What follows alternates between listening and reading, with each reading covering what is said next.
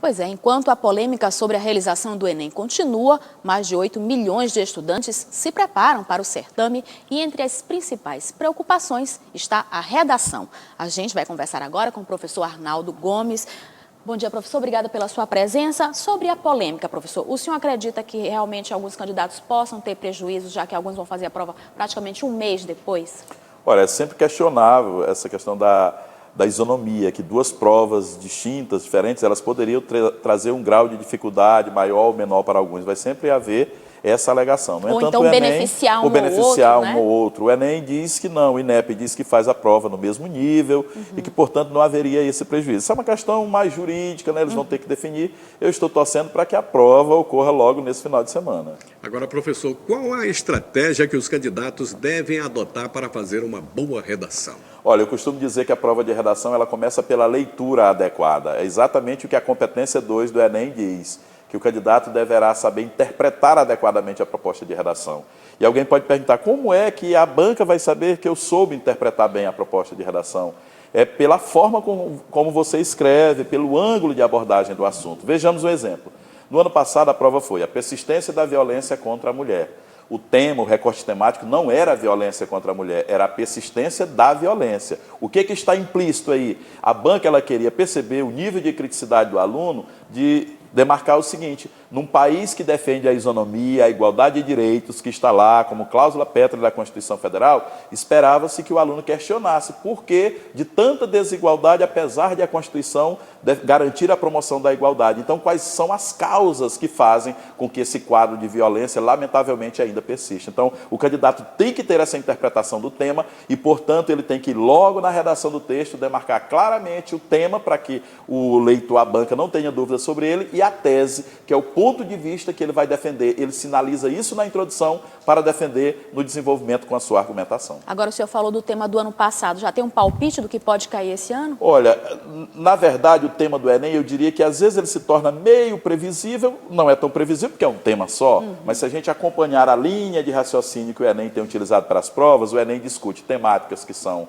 atuais, de interesse nacional e com uma certa implicação social. Há vários anos a prova do Enem só aborda a sociedade. Eu acredito que um tema de grande relevância para ser apresentado para esse Enem seria a necessidade de inclusão da pessoa com deficiência no Brasil. Mas há tantas outras possibilidades. Mobilidade urbana é outro tema também possível. A questão da intolerância, vários níveis de intolerância, intolerância nas redes sociais, o cyberbullying, que é um tema também em vigor. A questão da obesidade, que são temáticas, e os temas de corrupção, que eu não sei se o Enem entraria tanto nessa polêmica. Mas talvez discutir uma perspectiva de poluição como processo endêmico da realidade brasileira. Mas acredito que o Enem vai para uma temática de nível aí social. Tem que ficar, então, atento do que está acontecendo, né, no país. Exatamente. Agora, professor, o aluno ele pode escrever o que quiser?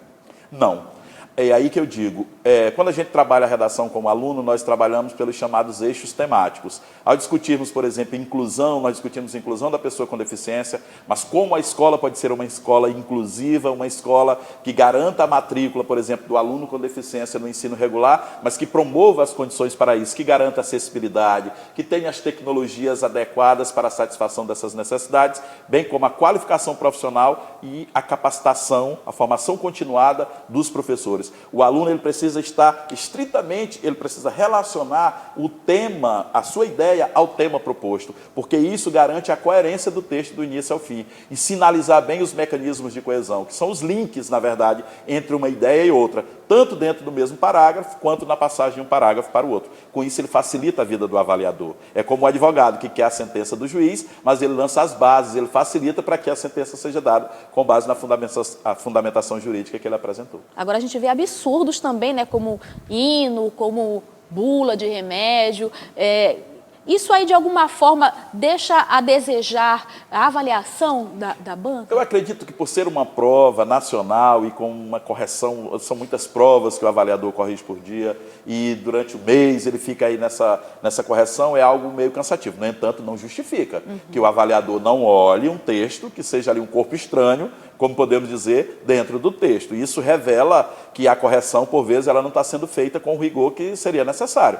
Eu acredito que essas tentativas elas têm diminuído, alguém fez mais isso no início até para tentar testar a prova, o Enem ficou muito mais criterioso, cuidadoso com relação a isso, e a tendência é de que essas ideias estejam cada vez menos, né, que elas apareçam cada vez menos dentro dos textos. Ortografia é importante? Ortografia é importante. E aí nós temos a nova ortografia. Qual é a ideia? Se o aluno escreve, é melhor que escreva pela nova ortografia, mas se ele adota a postura ainda do que não é a nova ortografia, não é interessante que ele traga mescla de antiga ortografia com nova ortografia, da atual com a nova ortografia. É interessante que ele uniformize essa maneira de produzir o seu texto. Não só a ortografia, e aspectos também, por exemplo, como o uso de gerúndios excessivos nos textos. Hoje mesmo, pela manhã, eu corrigi um texto e o aluno escrevia sobre a inclusão da pessoa com deficiência. E ela dizia, é necessário que as escolas garantam acessibilidade. Aí dizia, qualificando o professor. Eu digo aí, garantia de acessibilidade e qualificação profissional são dois elementos que trabalham a favor da inclusão social, mas são distintos. Se você diz, garanta acessibilidade qualificando o professor, parece que a acessibilidade é quem qualifica o professor. Então é interessante evitar esses gerúndios, porque eles promovem determinadas ambiguidades no texto. Agora, professor, para fechar, eu queria pedir para o senhor, é aconselhável, por exemplo, a gente sabe que a prática é importante, mas é aconselhável você praticar um dia antes da prova? Quais são as dicas que o senhor também daria? Eu acho aconselhável. Nesse momento, o que eu estou orientando aos nossos alunos é que façam o seguinte, mais importante do que escrever sobre temas distintos, é pegar as produções que já foram feitas e avaliar os erros e ver os acertos, em que elas precisam ser corrigidas, melhoradas, porque isso faz com que aquela estrutura que já foi trabalhada e as perspectivas dos elementos textuais, da coesão, da coerência, da progressividade textual,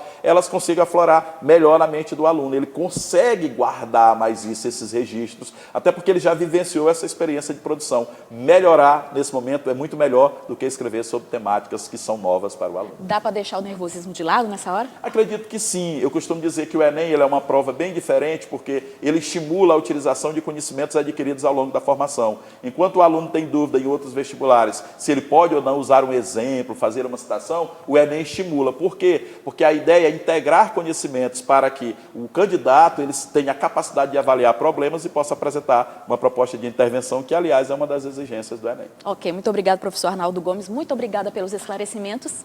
Obrigado.